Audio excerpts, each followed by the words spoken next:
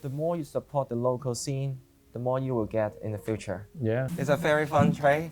Yeah. Oh, you got some language, man. You're not elementary at all. Yeah. Wow. Just like, Oh, woo.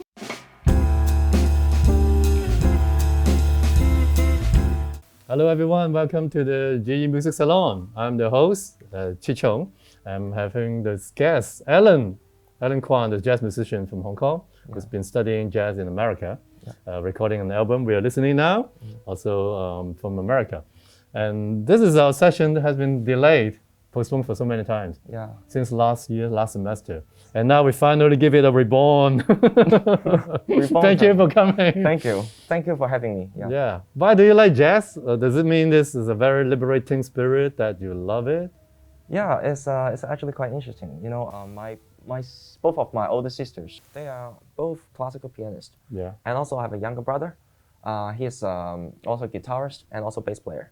So when I was a kid, I used to listen to my sisters playing the piano. And it was really painful since they practice a lot, especially my second older sisters. She's been playing for many, many years. And when she was young, especially, she practiced like over 8 hours per day. Wow. So yes, you know, for a kid, I was like 5 or 6, and I was like, oh man, I really hate it. Yeah, I really hate piano music, especially piano music. But after, you know, we've been doing it for years, and I've kind of, you know, get used to it. So, and when I get older, especially when I was in Form 3, you know, in the secondary school, and I start thinking, oh, maybe I kind of want to, you know, listen to more music again, because I moved to my grandma's house, so I cannot, you know, listen to my sisters. No more music. Exactly. So I start listening to pop music, rock music, but no classical music, please, like no piano music. Okay. But after a while, I feel like, no, actually, you know what? I know this better than the others.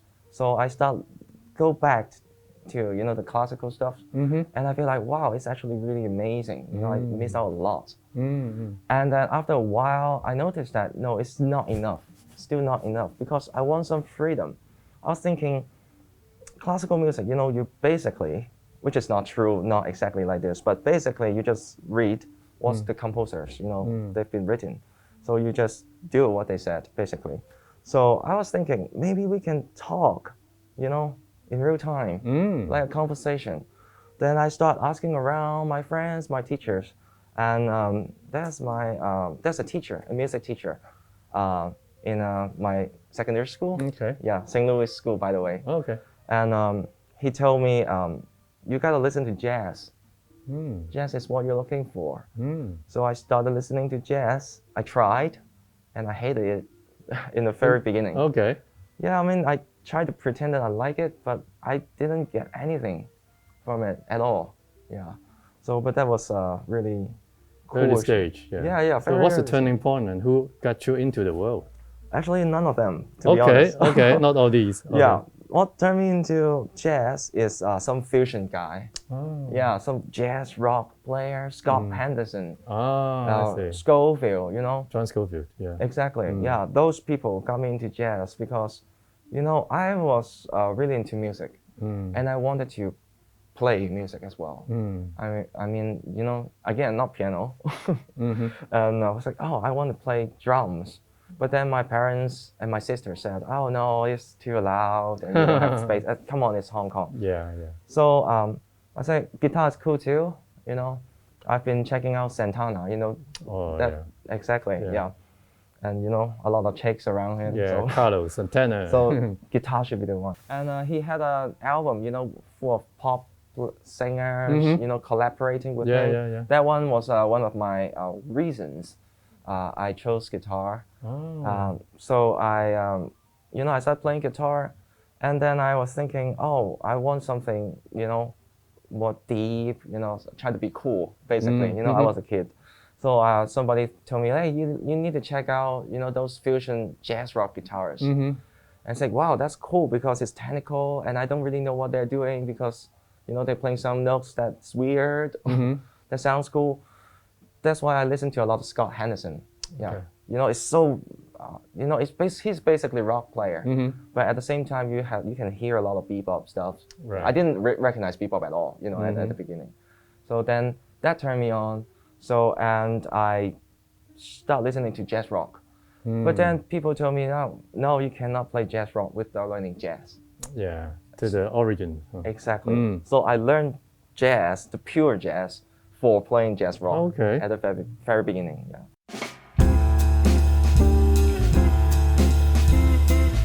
Some of these important records that might have been influencing to you and also maybe to our students and friends? Sure. I think Miles Davis. Oh, wow. This is very important to me, this recording. And I didn't know this guy. It's kind of a shame, you know, I was saying this guy. I mean, this guy is a very, very, maybe the most important jazz player in the history. So I listened to, you know, as I told you, I listened to a lot of jazz, rock stuff, but I didn't really get into jazz at all at the beginning. I just, you know, once I hear something swingy or without distortion pedals or no guitarist, and I just stop, no, not really what I'm looking for. But then I started realizing that I really need to dig into the history, especially some older jazz. And then I got this album. Kind of Blue. Kind of Blue. You know,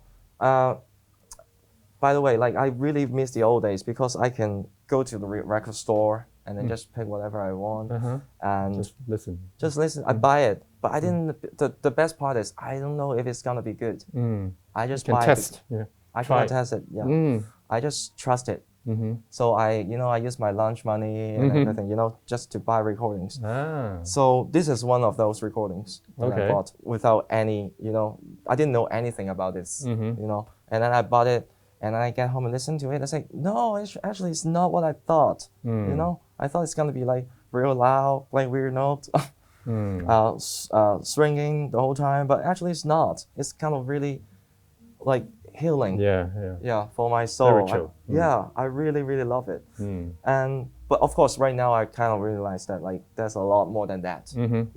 But it's actually really got me into the real jazz, I would say, or the standard classic jazz. So it's very important to me, this album.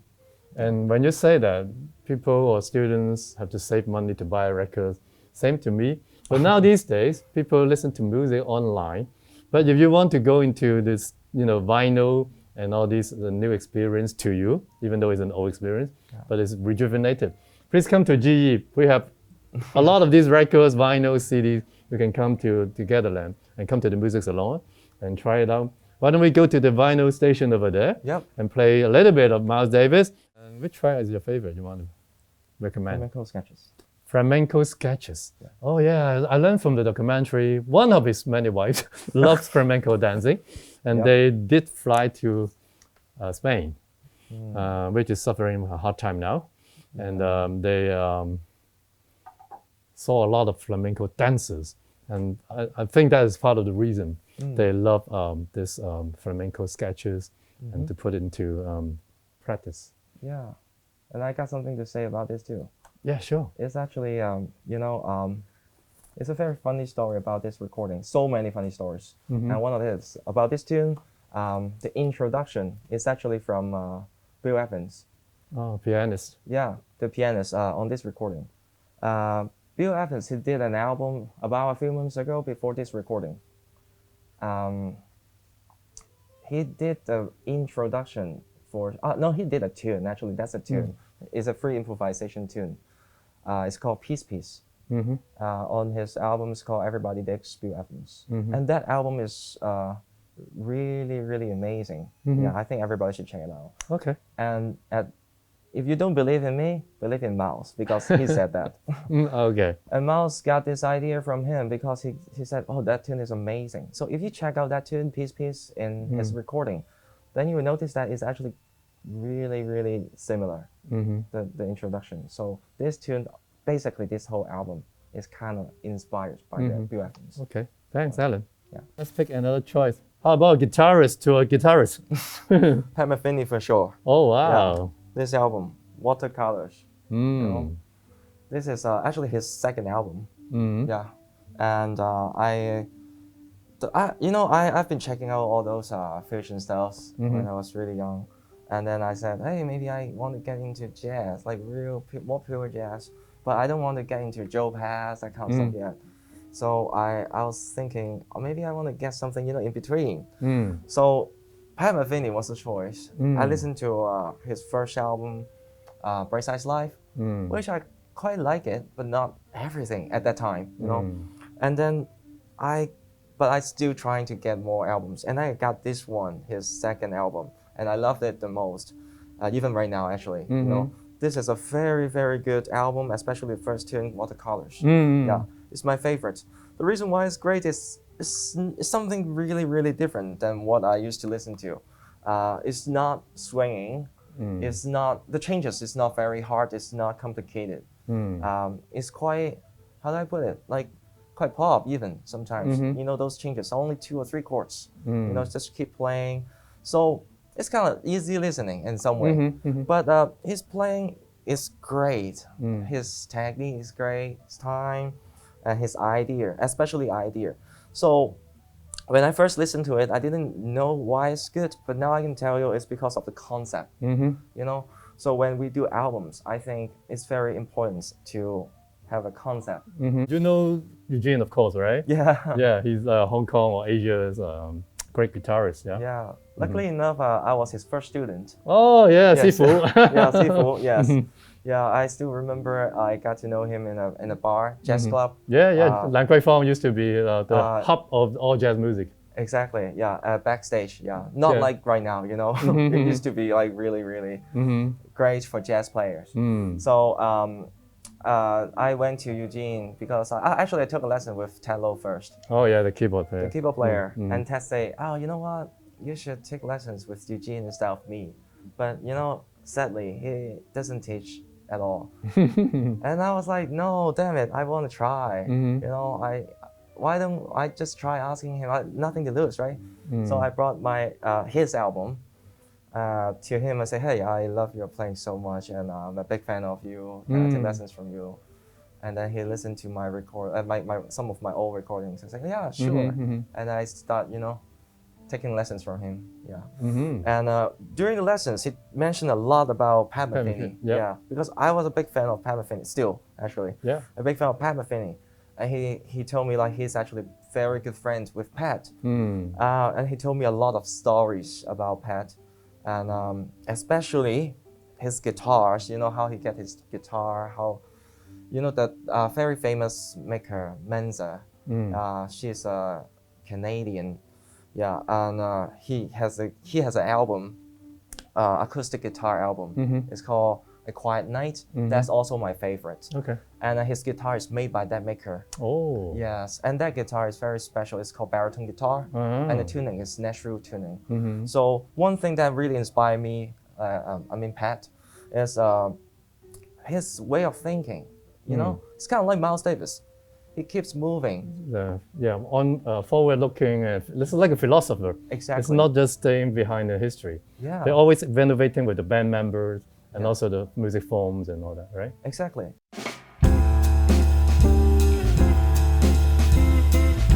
And how was life being a jazz studies student in Texas?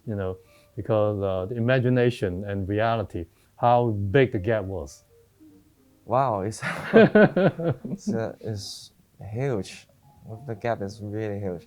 Like I when I got to the US, I wanted to be a good student, and I tried to be in the class all the time, on time, prepared all my homework.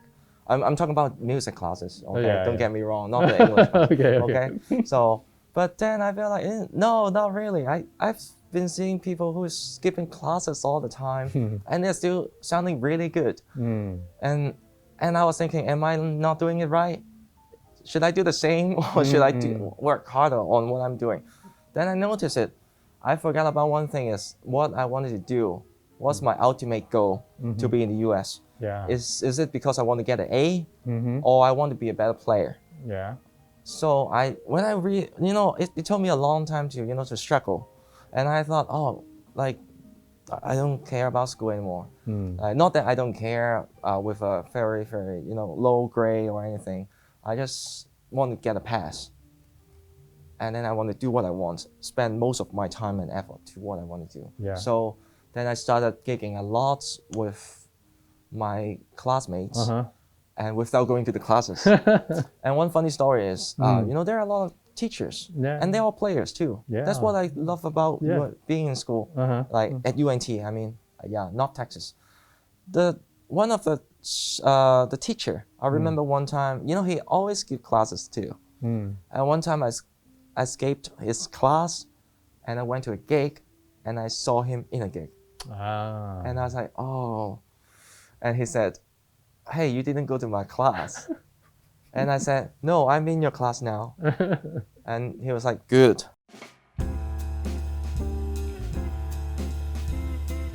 Hong Kong does have a lot of jazz musicians and some live houses. I remember when you talk about Eugene, when he first started his gigs in jazz club. I was also first into jazz music, live music. And later on, of course, in the 21st century, a lot of young people love jazz, play jazz. And to you, how do you interpret this, you know, jazz development when you compare to Taiwan, Japan, or even the States? I think that there's only one way to learn jazz. You gotta play with people. Yeah. You gotta play with people who are better than you. That's the only way to learn jazz. That's why when I got to the university in the US, everybody's skipping classes. Okay. They're playing a lot. So that's what we need to do here in Hong Kong as well. I think now we don't have enough venue, you know, and also we don't have enough players. We need to get inspired from each other instead of, you know, practicing at home by yourself. And also be open-minded as well. It's very important too. One thing that why Japan is doing so well, you know, the jazz scene, is because they're very, very, very open-minded. Yeah, there are always some jazz clubs that only allow, you know, allowed. I will use that word, allow standard jazz. Yes, but also they have some jazz clubs. They only let the people to do the experimental projects. So that's options, you know, we need to have options. Okay. We don't have an option now in Hong Kong, and I hope we do in the future. Yeah. Okay. How about from the perspective of music lovers or students, young people?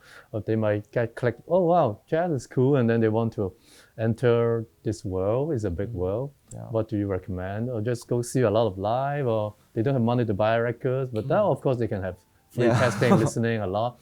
And then how would you, you know, share with this? Depends on the level. Okay. We're talking about. You know, when I was young, I didn't eat.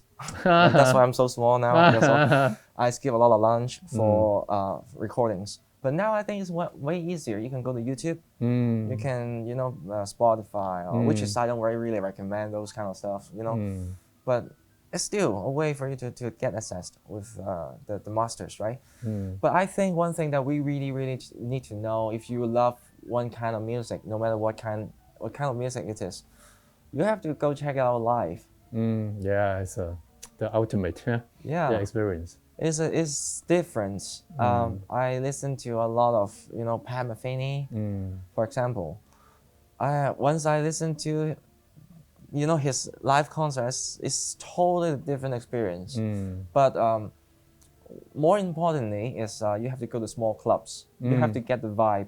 Very intimate, packed, Yeah, of course, not now. But you gotta go to small clubs because you, just my perspective, but I think it's true, is I always want to sit in the front.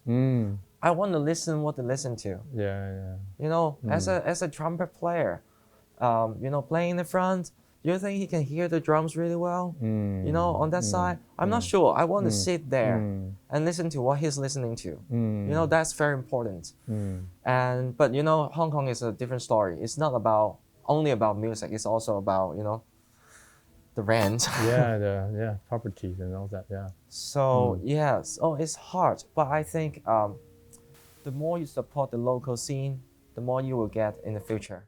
You know, this place is actually the cradle of the Kwan U Big Band. We have this Hong Kong U Big Band. The name is Kwan U Big Band.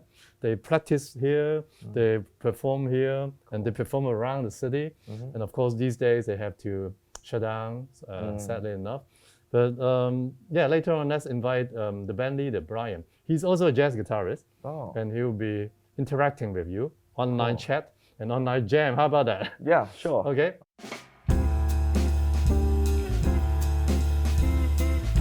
Hello, welcome back to the GE Music Salon. Today we have jazz musician, guitarist Alan, and also on the internet side, we have Brian, the guitarist and also the band leader of the U Big Band.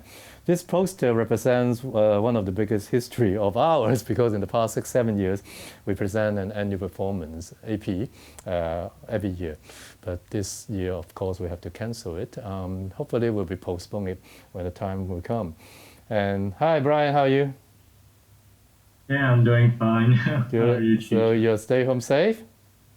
Good. Yeah, I'm staying home. Yeah. And learning. And then tell us how and why you start to love jazz. So before I started listening to jazz, I